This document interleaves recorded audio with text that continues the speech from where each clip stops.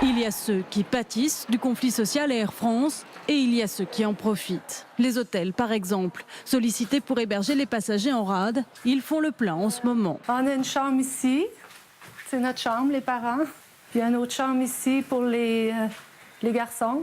Sonia, Joël et leurs enfants ont réservé 4 nuits après avoir vu leur vol de retour annulé à 4 reprises. Air France, ils nous disent qu'ils nous ont remis une feuille en disant « Gardez toutes vos factures, vous aurez droit à un dédommagement de 150 € par nuit et 25 € par repas par personne. » Soit une facture de 1 125 € à la charge d'Air France. La SNCF tire aussi son épingle du jeu. Sur certaines lignes, on frôle les records de fréquentation de l'été. Wagons supplémentaires, rames à 2 étages. Sur l'axe Paris-Nice, les capacités des trains ont été doublées, mais les passagers restent dépités. 7 heures de train au lieu d'une heure de vol.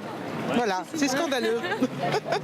Côté tarif, la SNCF assure ne pas profiter de l'aubaine. Même discours du côté d'EasyJet, mais là les passagers sont plus sceptiques. 600 € pour un aller simple Paris-Toulouse. Là c'est du racket même. Le même trajet en date du 30 septembre coûte, il est vrai, 9 fois moins cher. Dans le camp des perdants, il y a donc les passagers, mais il y a aussi la compagnie Air France elle-même.